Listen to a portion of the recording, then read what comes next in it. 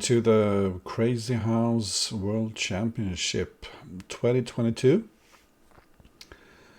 To start with, there will be a double elimination qualifying tournament. You can see the tree here. A few matches in the first round have been played already, and the hotshots will not join until the second round, but we will watch a match from the first round live between Zaraza and DimitrjCalculyann.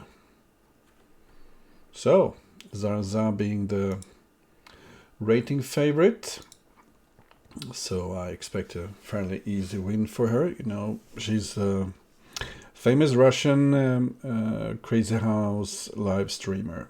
She did a warm-up before this and came second in a arena tournament, so she's in excellent shape. She's a very experienced player, having played almost 27,000 games. So let's see if the players are ready to go soon.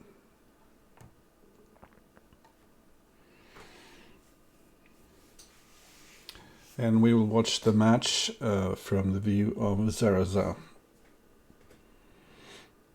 The format of the qualifying rounds is first to 5.5 points. That is best out of 10 games. Each player have 3 minutes and a 2-second increment.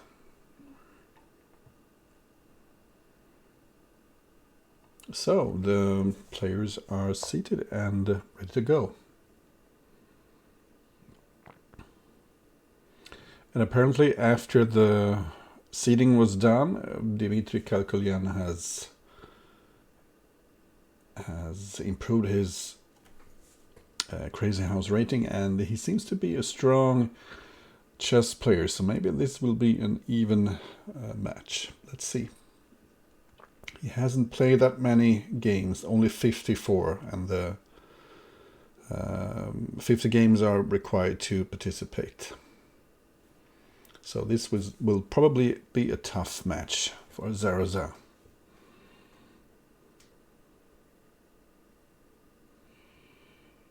And the clock doesn't start ticking until she makes a move.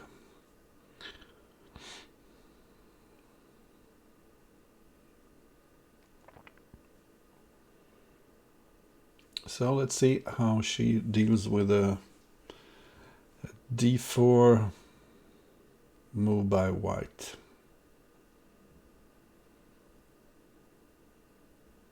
Hi there, Hercules. And hi everybody else who's watching. Not so many at the moment, but I hope more will join.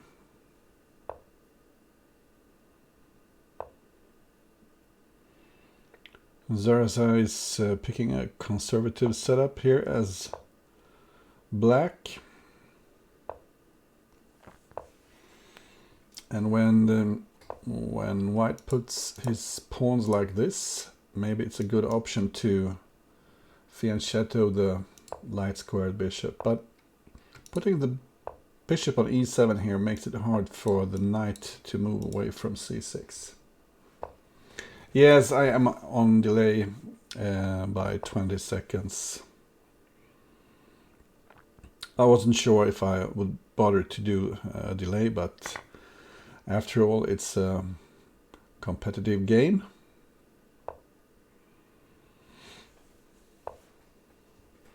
So the knight is swinging over to the king's side, where probably the action will take place.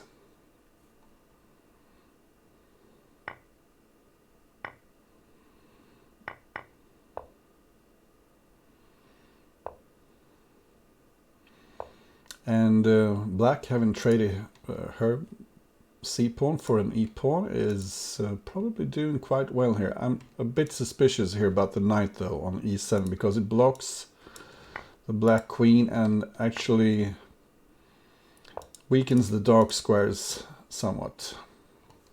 But now the knight is ready to leave e7.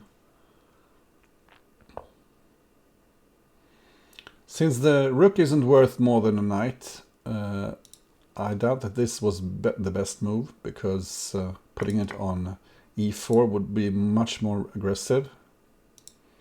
I would have loved to have a knight on e4 with a weak g3 square.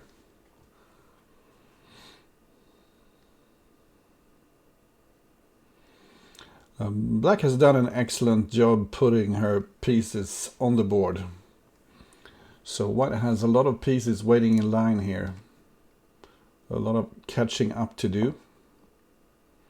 Watch out for a pawn fork here on e7. Excellent move here, bishop a3. You probably need to go to e8 with the rook. Oh, I'd say Zaraza is the favorite to win anyway. I hope she doesn't look at her the opponent's chess rating, because chess ratings mean close to zilch. I'm very worried here about pawn e7. I cannot see any compensation for black after pawn e7.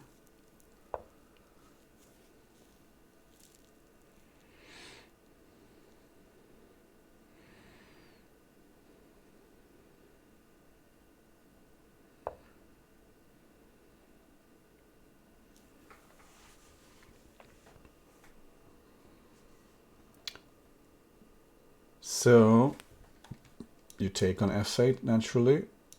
Queen takes, bishop takes, and there's no time to pick up the knight. But why, oh why did he give away the knight? Because now there's knight f3. And if the king goes to f1, you can pick up the queen with check. And if you go to the corner, there's heavy on h2 mate.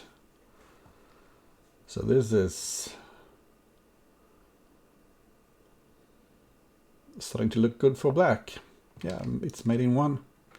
I'm sure she will see it. So Zaraza takes the lead.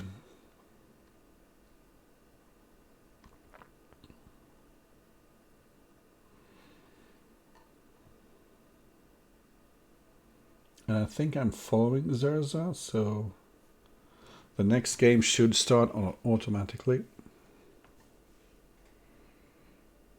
Well, just in case, I'll follow her again. So here's game number 2. And Zaraza also plays d4.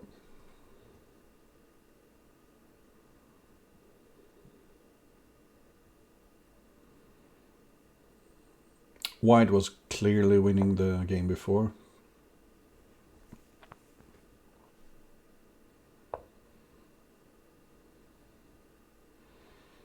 So let's see which setup Zaraza chooses.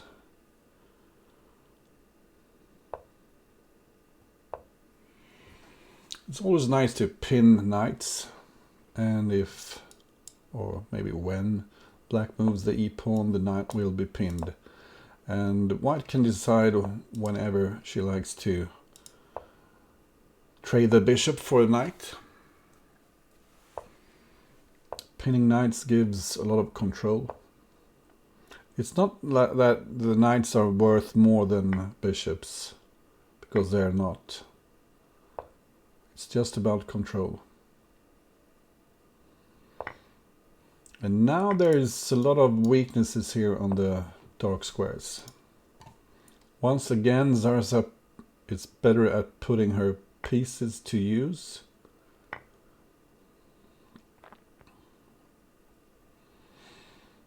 Maybe something like knight h5, because it's kind of weak here, and also the bishop is pointing towards h7.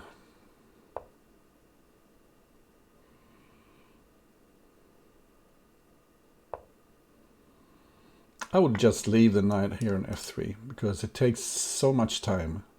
Just put a knight on h5 the next move.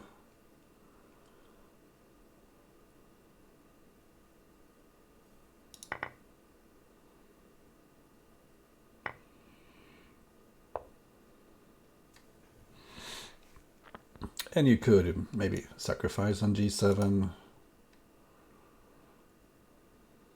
Also, knight at f6 is a possibility.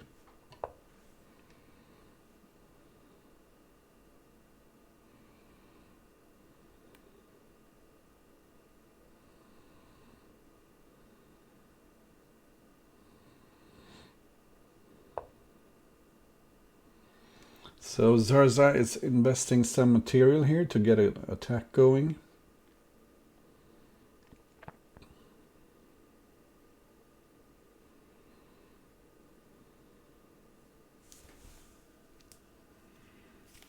Well, the Trompovsky is a chess opening, so I wouldn't call it Trompovsky. Yeah, hi everybody who's watching, Chuck and everybody else.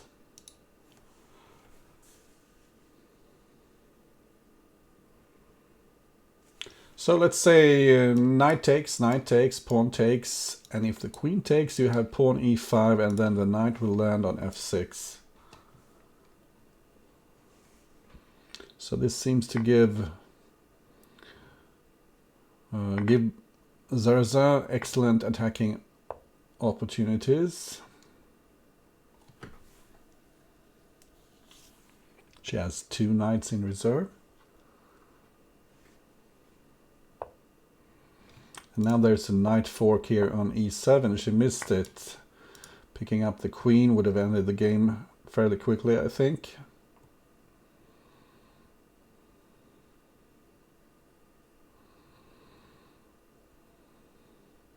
But this is also looking good for white. She has a 1-minute advantage on the clock as well.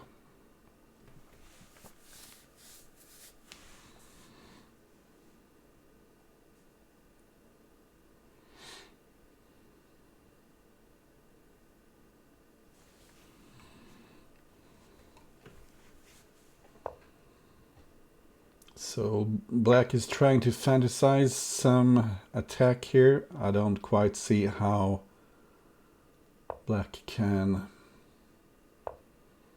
crash through though.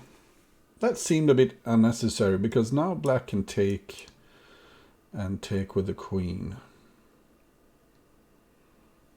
And white is a bit more naked, but putting the knight on g3 seemed more natural. And white needs to be a bit careful here. Ooh, this is starting to look scary now.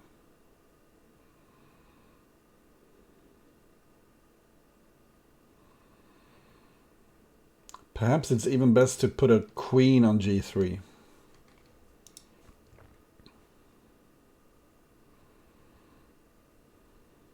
I'm thinking queen g3, rook takes. And there are some attacking possibilities here on g7. No, you don't even have a pawn in hand. So, But there are things like knight g6. Yeah, so I would recommend probably queen g3 here.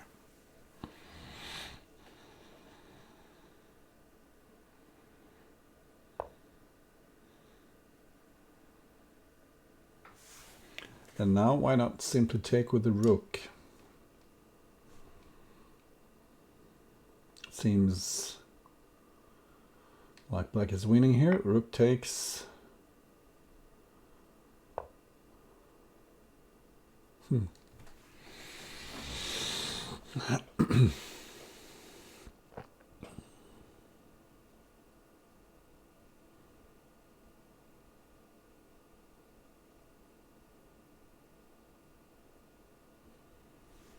Black has a devastating attack here with knight e2 once the check stops.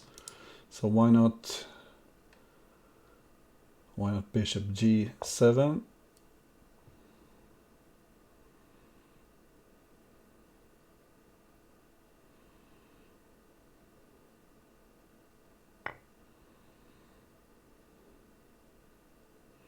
And simply knight e2 would do the trick.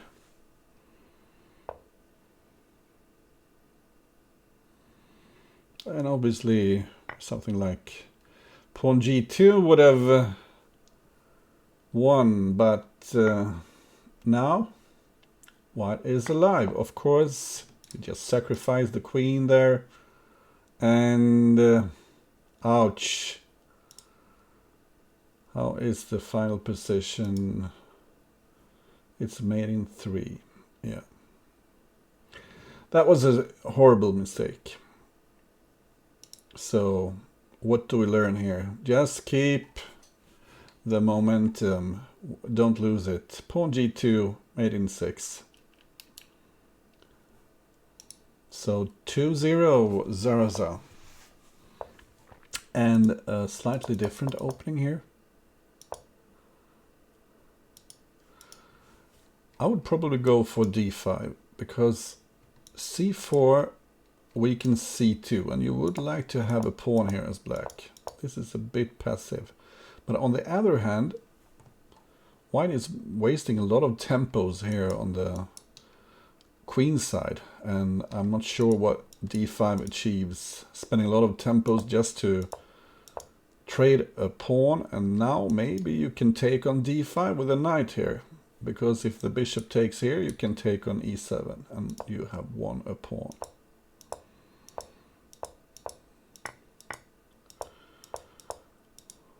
Okay, so we're back live. It seems like both players missed a knight takes d5 trick. I think so.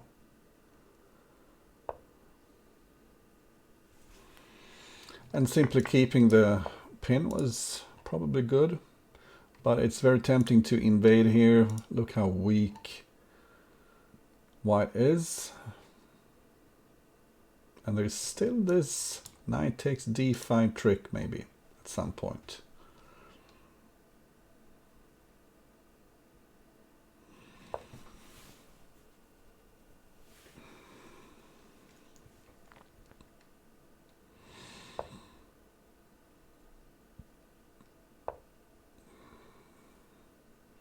So now it looks like you can put some pressure on the dark squared bishop, force a trade, and then the white queen is running for her life.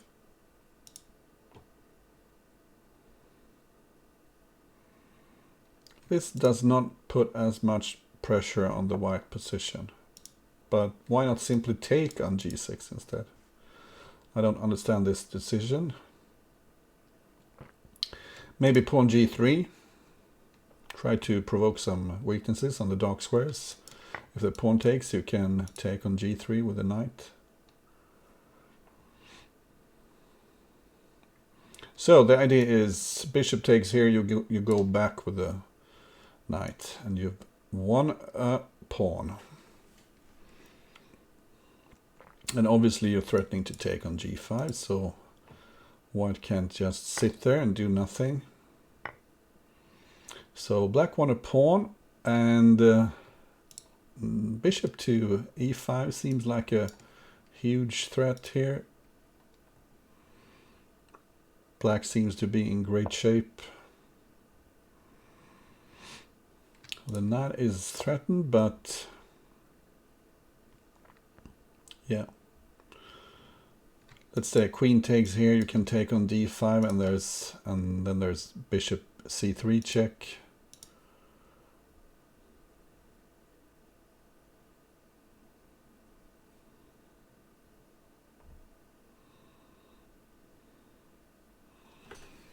Yeah, it's very impressive, Hercules. You're quite right.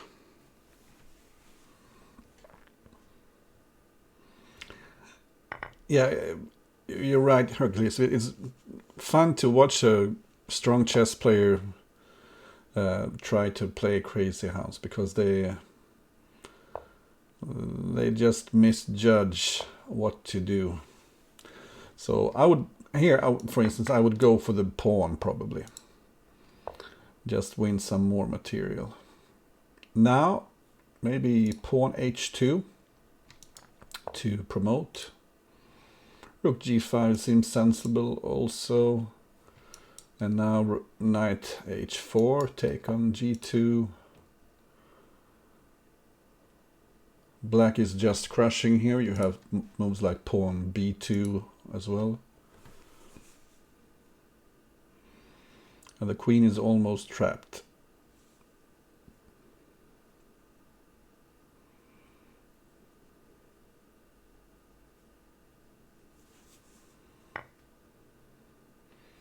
So starting with pawn b2 would have been a bit stronger, I think. But this is also good.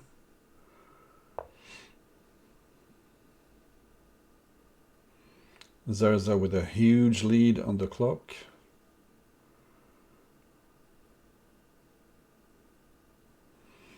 No, the knight is defended with the rook here on d5. So now you need to find a place to parachute those 3 pawns. Maybe take on e3 and put pawns on g2, f2, h2.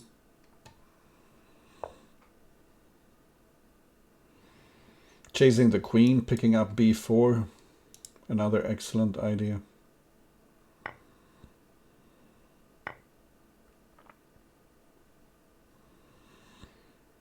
And for the moment, black has everything under control.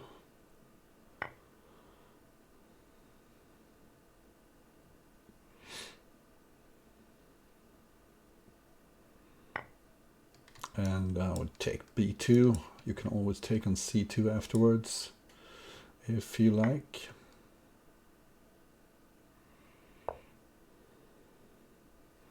For instance now, and then pin the knight with bishop g6.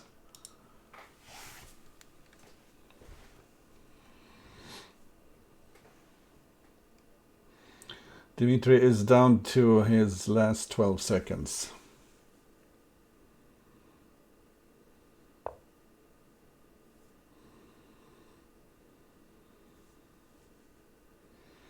So creating an outpost here on c3. A lot of trades coming, and they are all in favor of black. You can just trade here, pin the knight, building up an army to crush white with.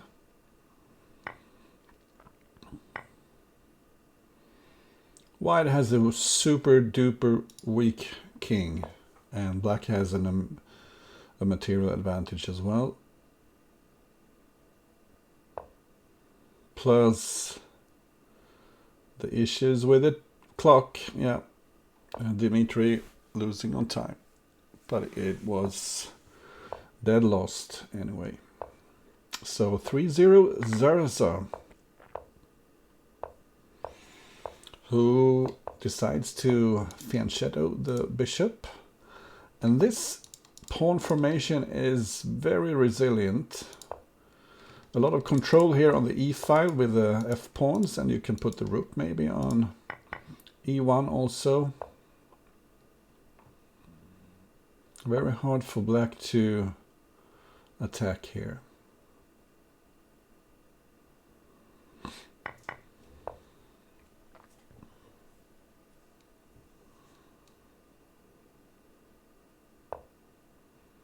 Yeah, Zaraza is playing super fast.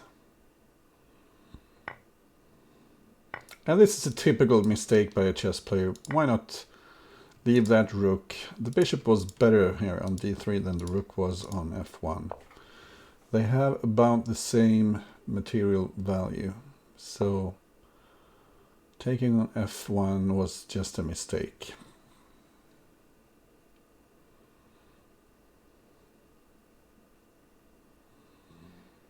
White's light pieces doing an excellent job here.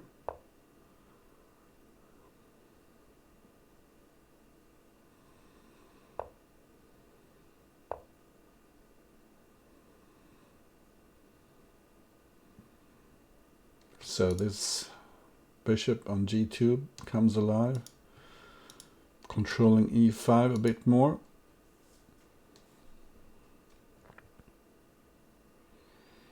And I guess black could start a similar attack as she did in the previous white game. Knight h5, maybe take on g7. Very characteristic build-up, knight h5.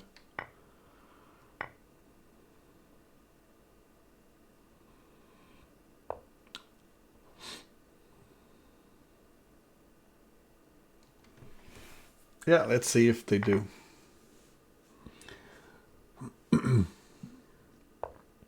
Anyway, I'm happy to be back here commentating on the Crazy House World Championship. I've been longing for Crazy House for quite a while now. As I'm sure you remember, we had a World Championship match in the end of last year, where Yasugi 99 lost the crown.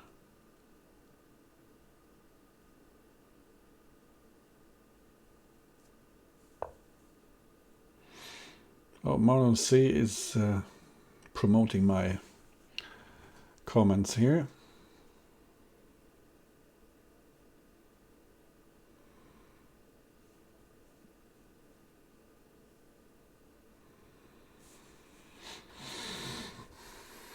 So for once, Dimitri has a decent position, I think. I would move the knight away from e7. Why not go to f5? Going to f5 puts pressure on d4, and also you have stuff like pawn e3 maybe at some point.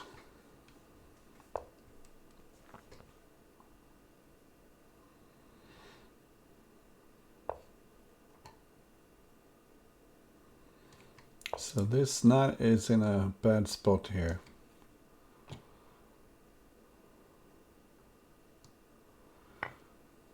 So no way to retreat, all squares were covered.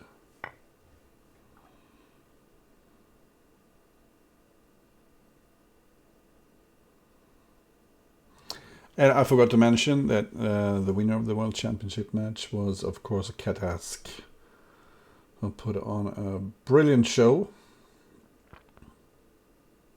when he beat the reigning champion Yasugi 99.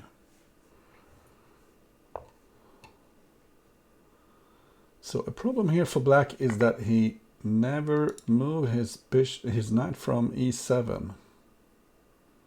That makes the dark squares much weaker. So now actually white has improved her pawn structure a bit. This pawn here was weak on d4, but now it's much stronger on e5 because it controls f6. So why not pawn f6 or even pawn d6? But now black can take on c1 maybe and get away with a knight.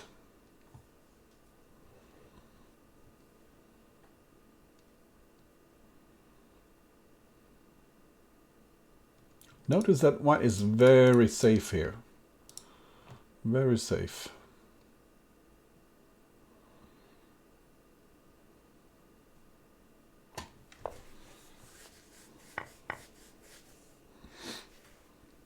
So maybe knight h5 here. Put some pressure here on the dark squares.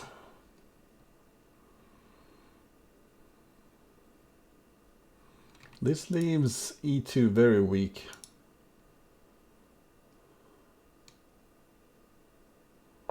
Now that the rook covers e2.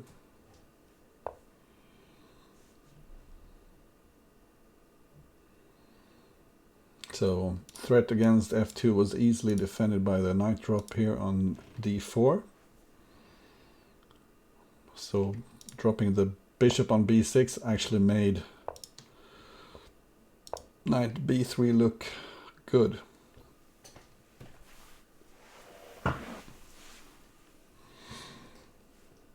So Dimitri has to speed up here, or else he will lose on time.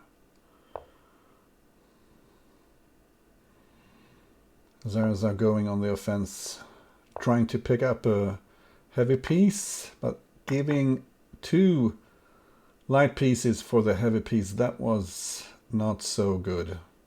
She could have just taken here, just take on f6 and then play knight, take on c7 and play knight f6.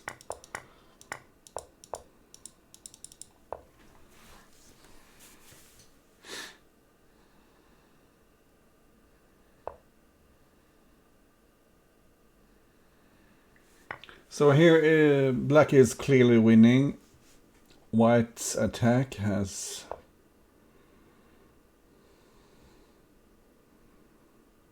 white doesn't have an attack anymore. But Zaraza is alive. Maybe something like rook g4, take on g7, fork on f6.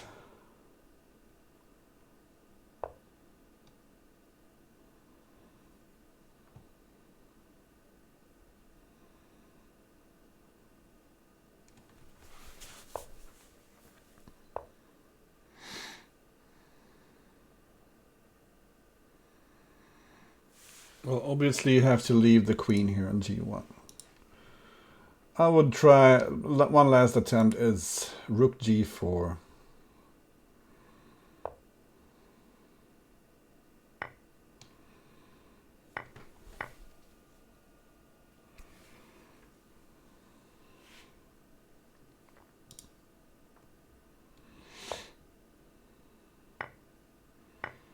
So now black mates quickly, knight f1, queen h2.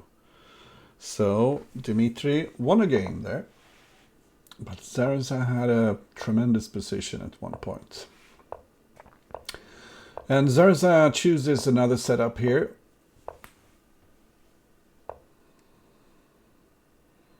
This time she doesn't put the bishop on e7, and now the knight maybe can go this way over to the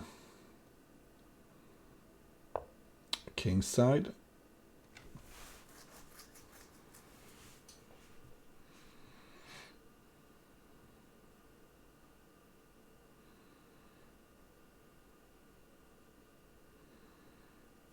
Actually, I'm not sure about the bishop b4 check business here, because I think c3 is actually an improvement for white. So look out for the fork here. You probably need to play something like bishop f4, because now e5 looks tempting.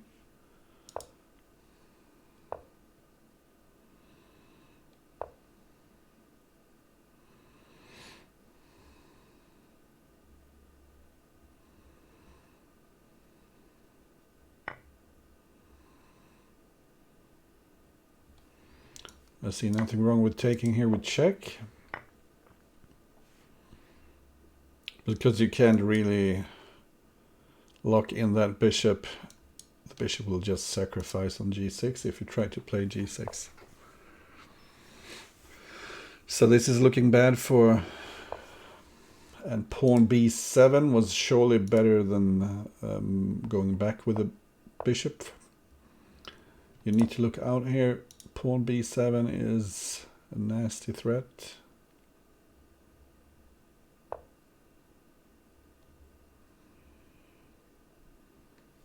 The knight is trapped here, so that was also a good move.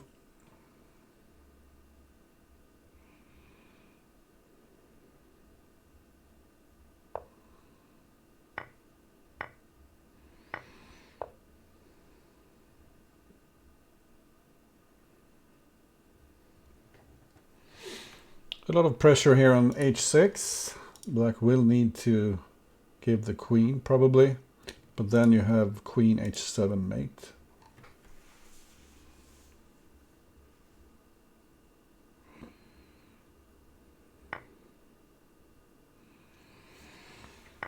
So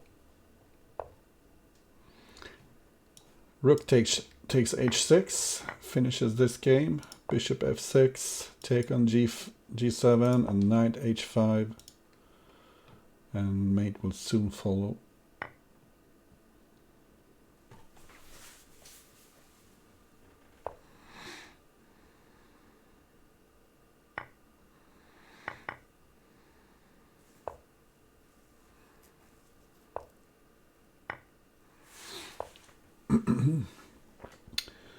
And white found mate in 2.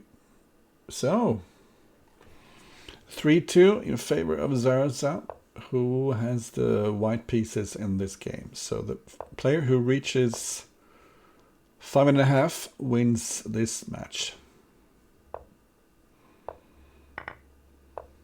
And white got a tremendous position out of this opening before, so I'm not surprised that Zaraza repeats this.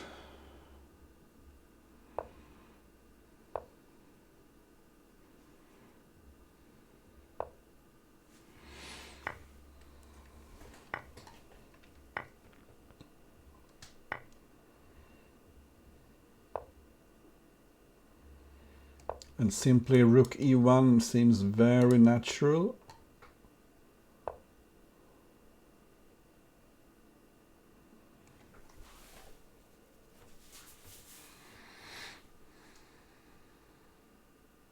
White is looking to weaken the dark squares here. Black cannot take on e5, pawn takes, because after trade here on e7 the dark squares are so weak.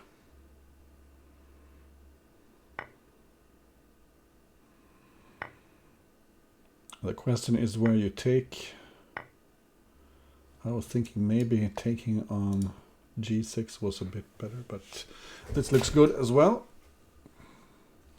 Simply take on g6.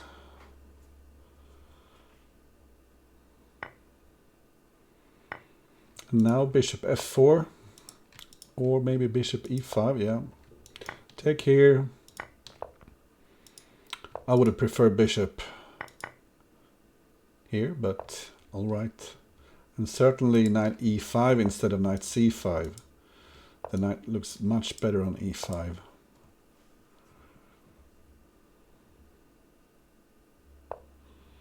Yeah, go over to e5. e5 is where that knight belongs.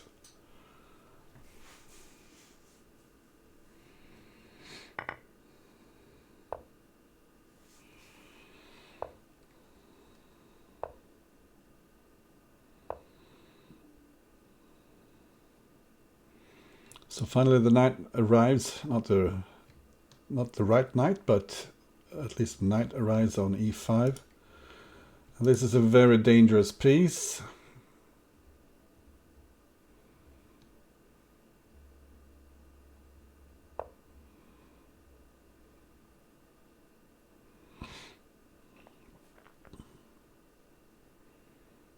Could think maybe about rook c1.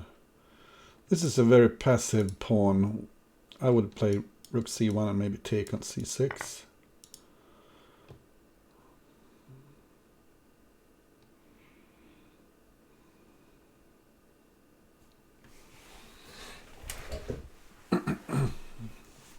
Hi there, Joanna. It's going very well. The Crazy House World Championship is back. We all love that. But now there's a fork on e2. Ouch, what a bad move.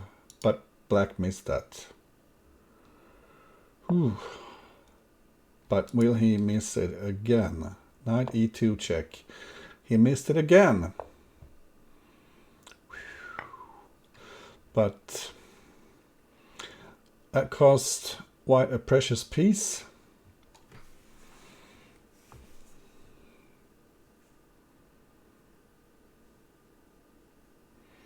And now black is winning, of course, but you still need to bring the bacon home.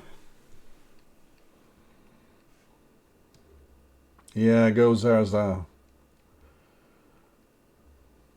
So maybe rook e1 just to cover e2.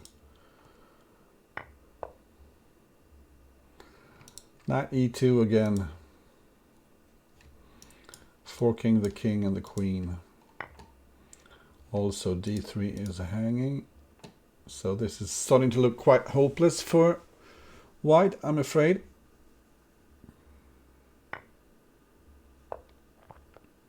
And finally, black notices that there's a knight fork on e2.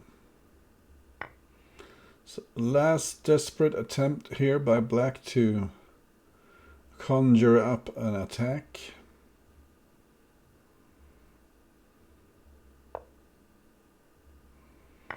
Yeah, why not go all in? King takes, pawn e2. Let's pretend we have an attack.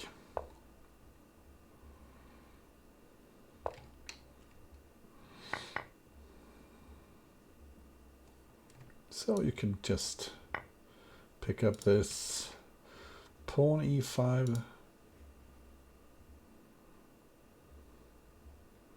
Yeah, Hercules, you're quite right.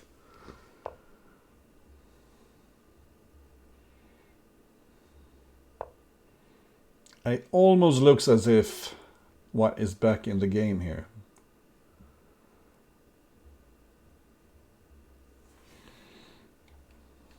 Maybe something like take here and knight a4 and... So this is kind of clever because pawn a7, which seems natural, white can keep on trading on b6 and that would end in a perpetual.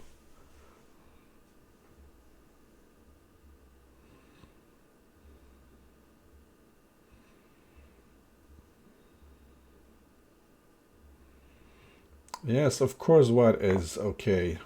Oh, bam!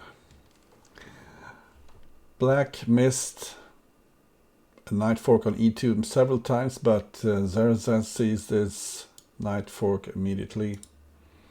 And now, actually black is in deep trouble. Everything comes with check, threatening queen d6 here.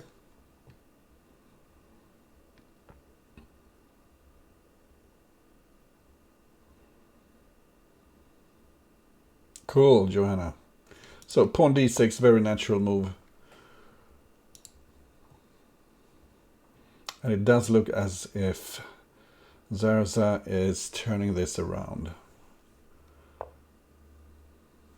Quite the Houdini escape. Rook g8, closing as many exits as possible.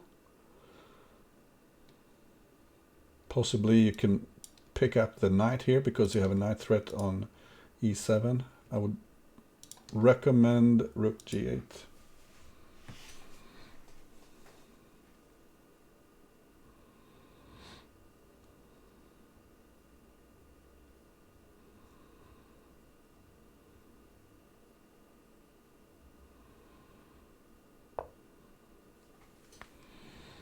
Very good move.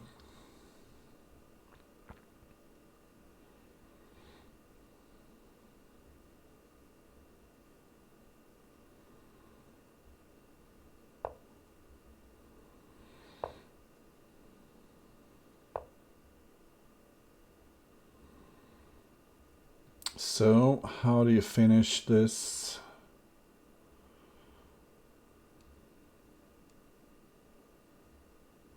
It's not so easy.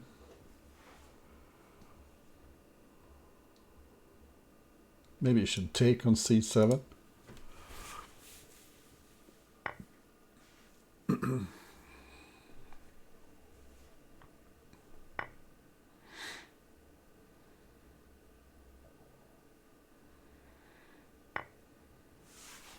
Because taking on c7 clears d6 for the queen.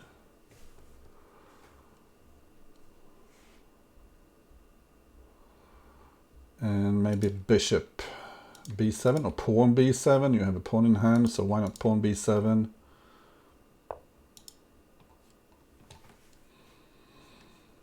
Looking good.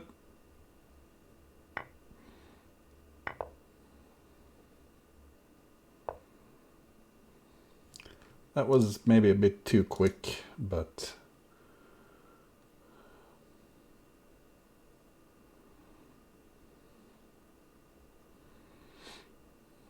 what's the fastest win here? Maybe you could go queen d6, offering a queen trade. Also threatening queen takes here and rook d8, picking up b8 with check.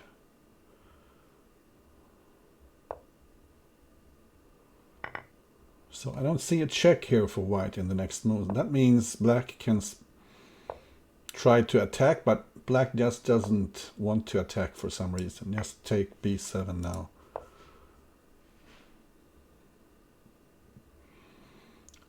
Probably rook d8, trade the rook, get the knight away from b7. Watch out the clock here, Zaraza.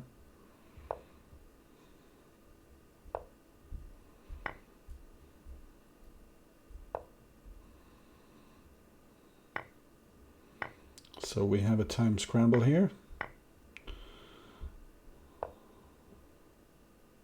Both players look a bit nervous.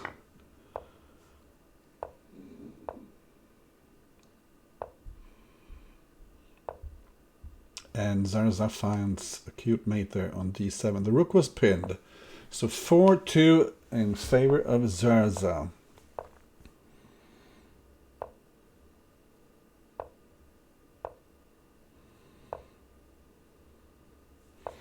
I think developing the bishop here to e7 is a slight concession, because I like to move the knight over to the king side and fianchetto the light squared bishop. But okay, so black goes for an early e5 instead.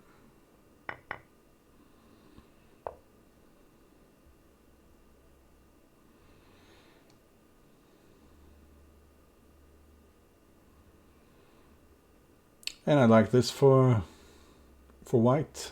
Black has spent a lot of time moving the d pawn twice, moving the knight twice. Pawn at e4 wasn't a big threat because you can always give a piece for 2 pawns. So instead of bishop b5, I would have gone with the rook to c1.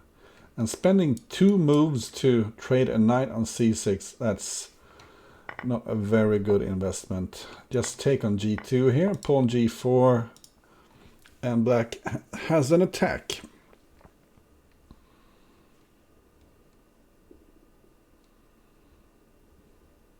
So white had an excellent position, and now it's a bad one. And this could quickly turn into a mating attack. A diag here, a diag there, and a heavy in the corner. That's mate.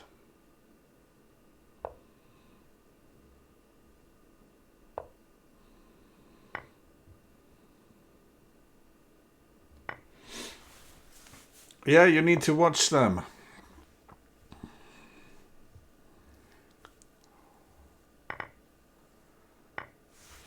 So this is very dangerous. If only black had one more pawn at g4 and then a knight here, it would be mate on g1. But this is horrible. If the queen takes, you have knight e2 check. I'm sure Zaraza will see that. And if the pawn takes, you have bishop here, followed by knight e2.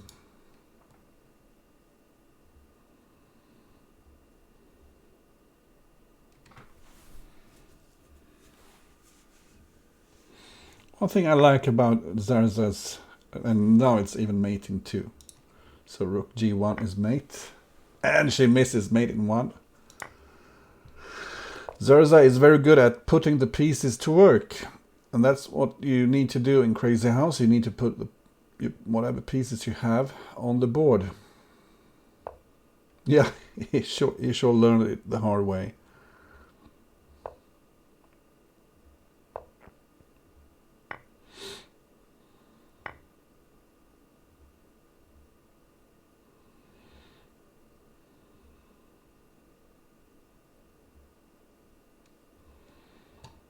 Oh, Blunderman, was it thanks to me or was it just a coincidence?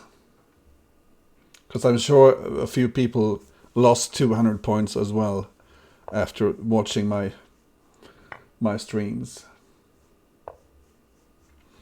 And now a very easy idea is to simply put pawns here on the 2nd rank or 7th rank or whatever you call it, and then start promoting. So I would just go back with a knight and start putting pawns here.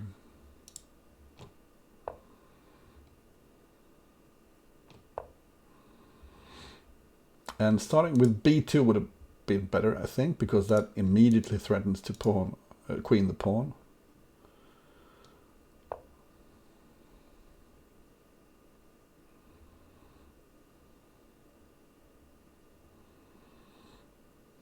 So this is an excellent defensive move.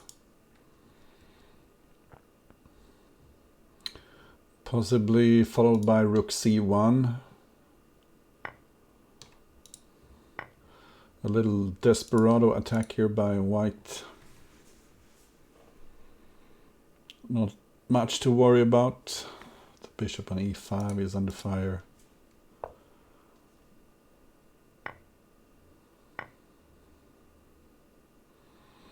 Well, white is trying to find something, but you can just take the bishop. You're safe. It's just a few checks. And the king can actually take care of this himself, I think. Or even king takes f5 was possible there.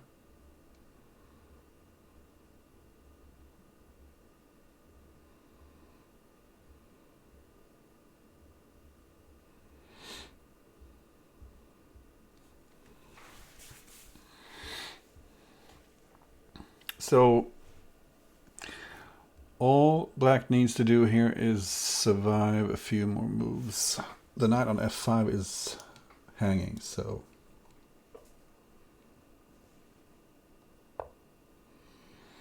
white decides to, I'm not sure what is happening here.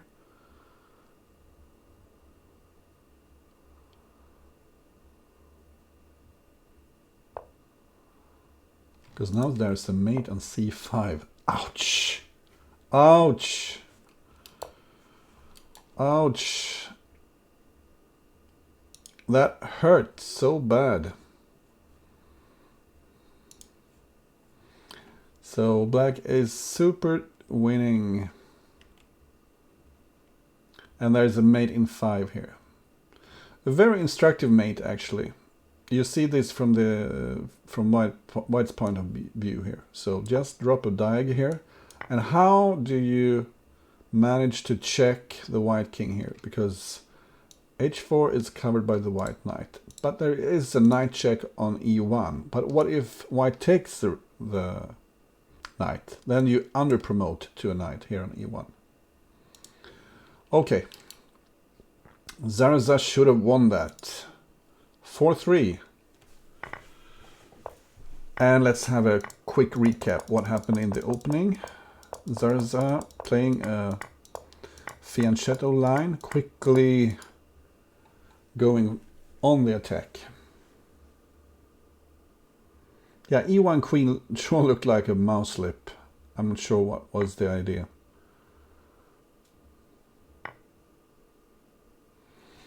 And here you can just take on e4 and then knight h5 and ooh, this is looking very, very dangerous. So simply take there and bishop e5. This is just over. No. Actually, it was better to wait with the knight drop and take on f6 first. Save the knight for later.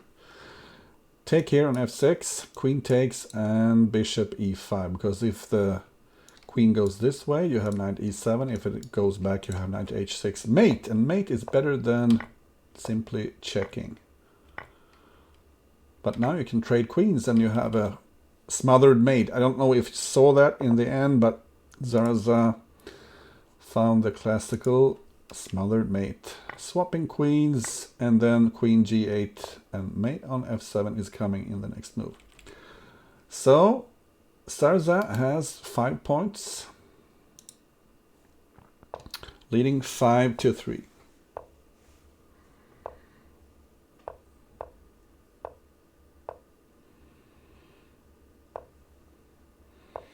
And as Hercules points out here, Dimitri needs to win the next 2 games to stay in the match, because the first one to reach 5.5 wins.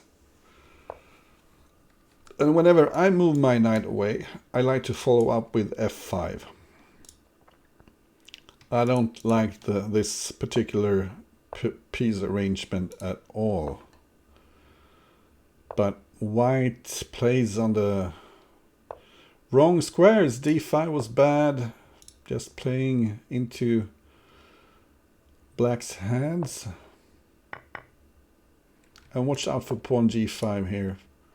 You should have moved your knight away from e7. It's rarely a good idea to have a knight here, because it weakens the dark squares so much.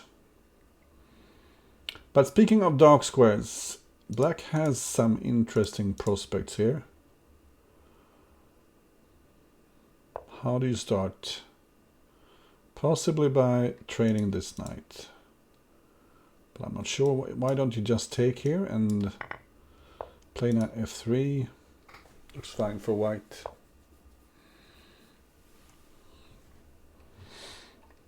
It's hard to find a good square for this knight.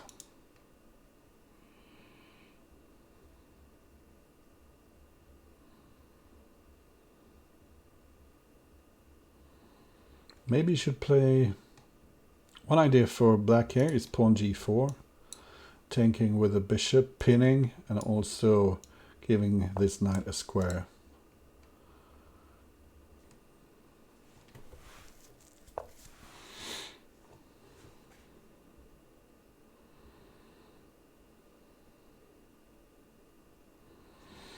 I would probably just take on d6. Yeah, this looks horrible for black.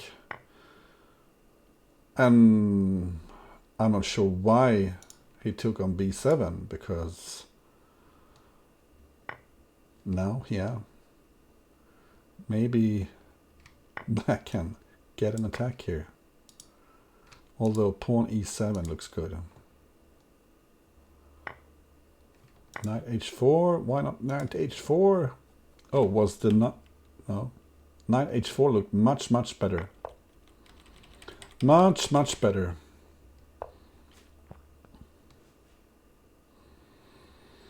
You could even consider checking here on f8 with the queen. But pawn b7 looks tempting as well.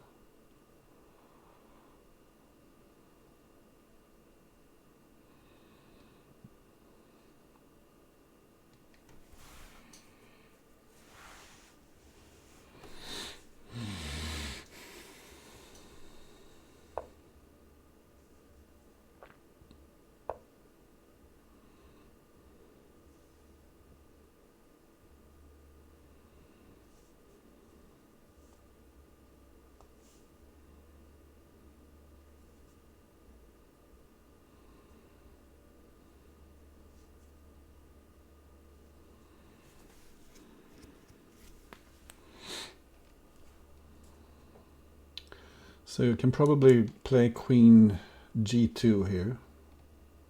And whenever black threatens to take the white queen, you simply take on a8 and you have rook f8 with the mating attack.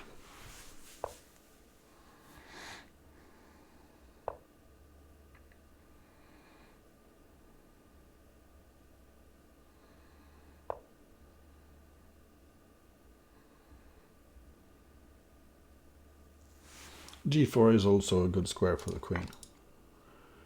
And this is just way too slow. You can pick up the rook now. Threatening rook f8 check.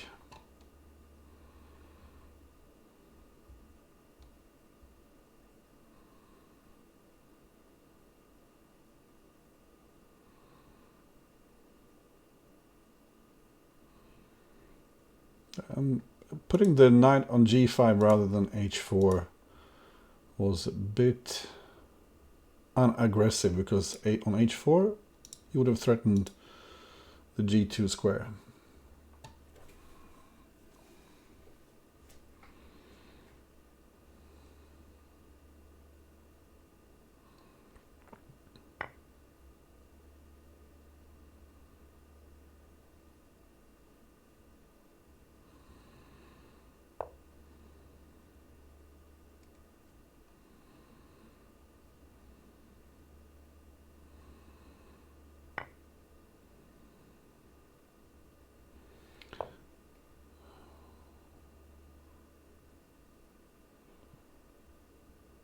So white can just take here if he likes to.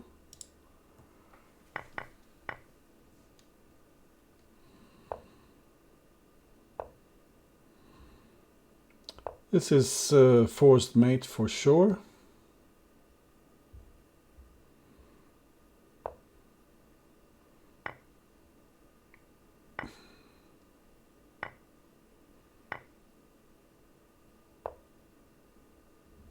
But now white is starting to mess things up. What did white do here? Oh, now it's mate here. G2 check. Oh, the bishop covers h4, but neither player is seeing that. But black looks quite safe now. I mean, you could play queen b5 and pick up the rook if you like to, but of course there's a mate somewhere here. Queen here. You have two queens and... What is the fastest mate? Queen here, rook f1.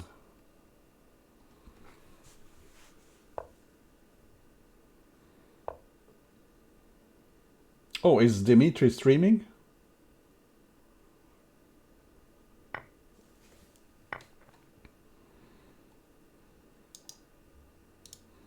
We need to see. And he's also the best streamer. I always wondered who's the best streamer. Oh, a lot of links there. I couldn't find it. Just keep checking and you will win this. Queen b2 is mate in 1 and queen c4 is also mate in 1. So Zaraza wins this. I'm not sure if they will play the last game, because you can abort the match, not abort, but skip the last game.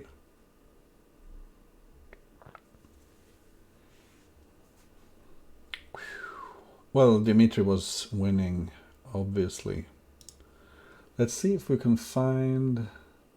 Oh, he streams, but he's not streaming. That's a pity, because he's the best streamer, I've heard. So we get to see a final game here between Zaraza and DimitrjCalculyann.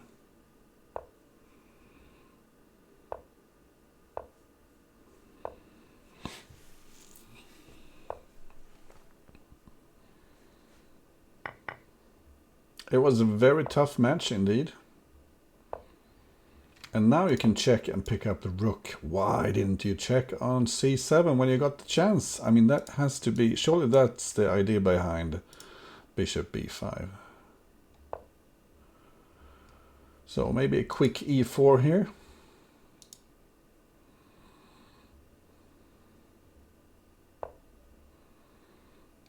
And still a quick e4, take with the knight, trade on e5 and live happily ever after on the dark squares.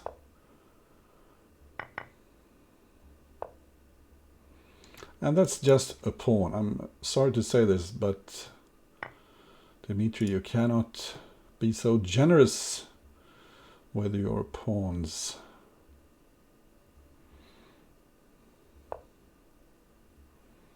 So simply pawn e5.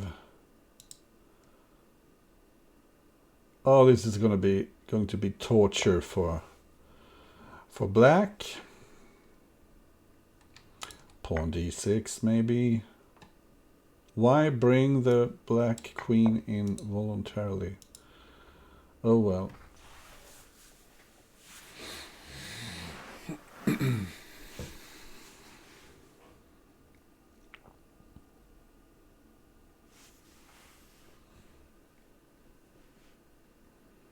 So this is just a very miserable position for black.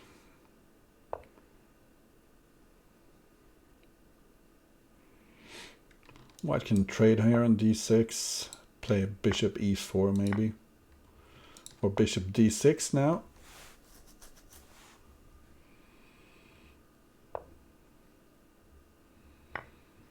Just watch out for the queen takes g2 tricks. What about queen takes g2 there? No, king takes and knight h4, and then the king can actually go to g3, but otherwise it would have been winning. So always look out for these kind of moves.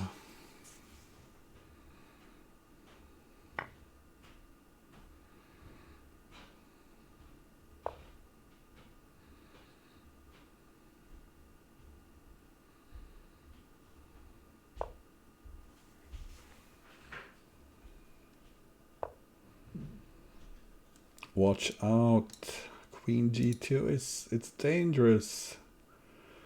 But I suspect white is alive after king takes and king g3. But I don't think Zaraza realizes the danger.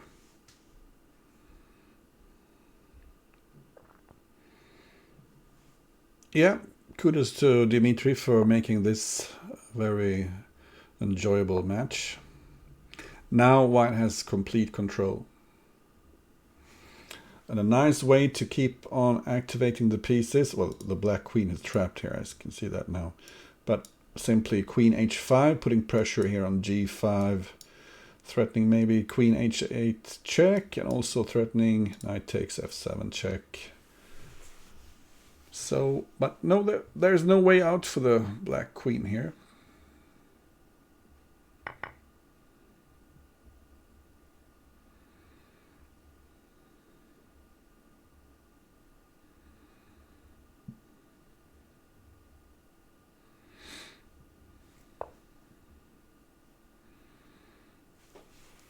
Possibly queen a5, picking up a7. Clearing d6 for a queen check here on d6. And even if black does protect d6, queen at d6 could be strong.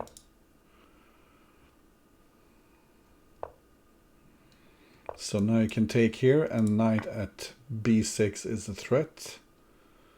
If black recaptures, one has mating 2 with knight at b6, followed by knight takes b6. Let's see if Zaraza finds it. Oh, Dimitri just resigns. Okay, so congratulations to Zaraza, who makes it to the second round of the double elimination. There's a whopping 191 players participating. And where is she? Who will she play in the next round? She is playing Chess.com is pay to win. And as you can see, round 2 is where all the strong players